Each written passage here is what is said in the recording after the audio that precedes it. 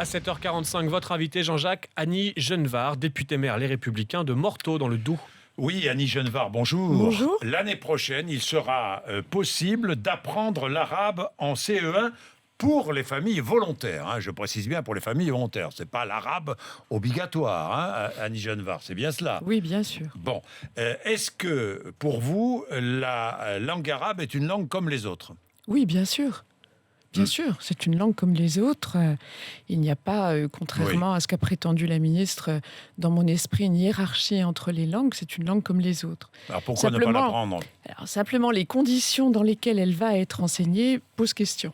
C'est-à-dire que la langue arabe sera enseignée par des professeurs étrangers, désignés par leur pays d'origine, et qui viendront enseigner dans les écoles françaises. Moi, je considère que si l'arabe est une langue comme les autres, elle doit être enseignée comme les autres, par des professeurs qui sont recrutés par l'Éducation nationale, Donc c'est ce que vous demandez? Encadrés par l'Éducation nationale, et ça n'est pas le cas, ça ne sera pas le cas demain, et donc je trouve que ça c'est une première entaille qui singularise l'enseignement de la langue arabe. Cela dit, aujourd'hui, la langue arabe est malheureusement enseignée par des professeurs qu'on connaît peu, qui viennent de l'étranger. Elle est mal enseignée dans les dispositifs qu'on appelle les ELCO, qui sont devenus progressivement des outils de repli identitaire et même davantage. Et demain, alors qu'il faudrait supprimer ces ELCO qui avaient été créés dans les années 70 pour permettre le retour au pays, pour permettre le lien avec le pays d'origine, il faudrait éteindre ces dispositifs qui ne correspondent plus à la réalité. Mais malheureusement, la proposition que fait la ministre, c'est avec les mêmes professeurs désignés selon les mêmes modalités. Oui, mais pas les mêmes professeurs, apparemment. Ces professeurs qui seront désignés seront mieux connus que ceux qui enseignent l'arabe aujourd'hui. Écoutez, Annie Genevard. Ils seront... Moi, je les connais puisque je les vois à l'œuvre sur le territoire. Aujourd'hui, ceux qui enseignent l'arabe aujourd'hui. Et essayons de dépasser cette querelle entre la ministre et vous. Essayons de dépasser la querelle. Faut-il enseigner la langue arabe à l'école ? Je ne sais pas s'il faut l'enseigner. Moi, je vous pose la question. On peut l'enseigner. Les familles volontaires, on est bien d'accord. Il ne s'agit pas d'imposer l'arabe à l'école. Les familles volontaires. Alors, ne faut-il pas, comme vous le dites, créer un corps, je ne sais pas, d'enseignants en langue arabe, qui permettrait aux familles d'avoir des enfants qui vont suivre ces cours d'arabe. Oui. Créer un corps d'enseignants, comme pour d'autres disciplines linguistiques. L'autre chose qui me paraît préjudiciable, c'est l'enseignement dès le CE1. Je pense que c'est trop tôt, notamment pour ces enfants qui sont issus de l'immigration et qui arrivent à l'école française, souvent sans parler du tout le français. Non mais attendez, l'enseignement de la langue arabe, il ne concerne pas que les jeunes enfants d'origine étrangère. Aujourd'hui, si. Mais moi, si j'ai envie... Mais bien sûr, mais aujourd'hui, la réalité, c'est que dans les écoles primaires ou les enfants d'école primaire qui suivent un enseignement en arabe sont des enfants issus de communautés... Ils sont très peu nombreux, 10 000 élèves en France. Non, 50 000 élèves. C'est pas les chiffres que nous avons. Écoutez, moi, les chiffres que l'on m'a donnés... Les chiffres du ministère de l'Éducation nationale, au collège, en LV2 et LV3, 10 688 élèves. Les enfants du primaire également. Et je pense que le CE1... Au moment où l'apprentissage et la maîtrise du français est encore très fragile, je pense que c'est trop tôt et qu'il faut mettre l'accent sur la maîtrise de la langue française qui est aujourd'hui, si vous voulez, cela fait consensus, la bonne maîtrise de la langue française est une des clés de la réussite. On est bien d'accord, mais c'est vrai pour l'anglais, l'italien, l'allemand, le chinois, le russe, tout ce qu'on veut. Exactement. À la rentrée 2015, l'arabe sera la 7e langue enseignée, tout statut confondu, après l'anglais, l'espagnol, l'allemand, l'italien, le chinois et le portugais. C'est normal, non?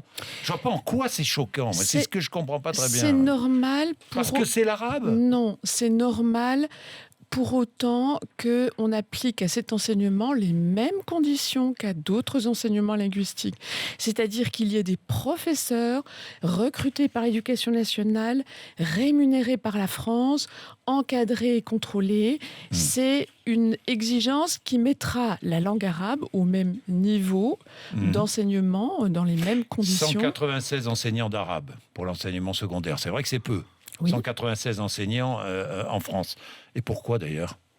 Eh bien parce que c'est l'histoire qui a fait que dans ces dispositifs binationaux appelés ELCO, enseignement des langues et communautés d'origine, il était convenu que les professeurs étaient envoyés par les pays d'origine et ça a donné lieu aux dérives que nous connaissons. Donc il faut et changer que tout nous ça. ne voulons pas voir revenir. C'est la raison pour laquelle si on prend les mêmes dispositifs, nous risquons d'aboutir au même problème. Moi, il y a une chose que je ne comprends pas dans votre argumentaire. Là, je comprends très bien et je partage. On doit partager que les enseignants soient des enseignants français, mais que la langue arabe soit traitée comme les autres langues, Bien ni plus ni moins. Mais vous dites, si on introduit la langue arabe dans le programme national, on réduit la place du français. Mais non, ça non, je ne peux pas accepter ça. Si j'introduis l'anglais, je ne réduis pas la place du français. Si j'introduis l'allemand, je ne réduis pas la place du français. Je ne crois pas avoir dit cela. Je ne crois pas avoir dit cela. J'ai dit simplement que l'arrivée... Vous introduisez officiellement l'étude de la langue arabe dans le programme national et vous réduisez par votre réforme du collège la place du français, oui, celle des langues anciennes. Mais je ne vois pas le rapport entre la langue arabe et les langues anciennes. Concomitamment, à la rentrée 2016, la ministre met en œuvre la réforme du collège qui, objectivement, modifie les volumes d'enseignement du français, des langues anciennes, des classes bilingues. Et parallèlement, elle introduit une nouvelle classe bilingue, français-arabe.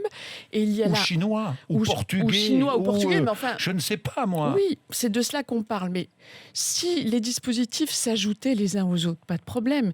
Sauf que on fragilise certains enseignements qui sont essentiel. Écoutez les professeurs le disent. Les enseignements pratiques interdisciplinaires vont objectivement faire diminuer la place de l'enseignement du français. Oui. Et en même temps, c'est cette concomitance, si vous voulez, qui interroge. La ministre dit « Je veux augmenter la diversité linguistique ». Très bien, mais alors qu'elle ne réduise pas... C'est ce qu'on appelle l'ouverture. Bien sûr, mais qu'elles ne réduisent pas dans le même temps la place d'enseignement qui sont... En CE1, alors ne confondons pas les choses, la réforme du collège, la réforme du collège, en CE1, pour les familles volontaires, je ne vois pas ce qui pourrait ou devrait empêcher les familles d'apprendre l'arabe. Franchement, je ne vois pas. Sauf s'il faut que l'enseignement soit donné effectivement par des professeurs agréés par l'éducation nationale et connus de l'éducation nationale. Plus qu'agréé, parce qu'aujourd'hui... Est-ce que ça vous choque, sincèrement ? Non, ce qui m'interroge, c'est que cet enseignement s'adresse à des enfants dont la maîtrise du français est fragile.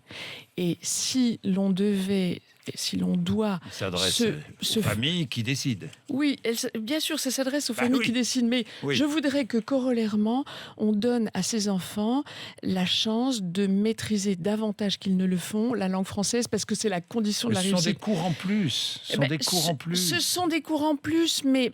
1h30 à 3h par semaine. Écoutez, l'expérience nous montre que l'illettrisme progresse, que l'échec... c'est pas parce qu'on va enseigner 3 heures ou 1h30 d'arabe par semaine que l'illettrisme va reculer. Franchement... Je pense qu'on doit... Si on doit prioriser, la politique, ce sont des priorités, des choix. Eh bien, pour moi, le choix, il doit être en faveur de la maîtrise de la langue française. Et c'est la raison pour laquelle l'enseignement de la langue arabe doit intervenir, à mon sens...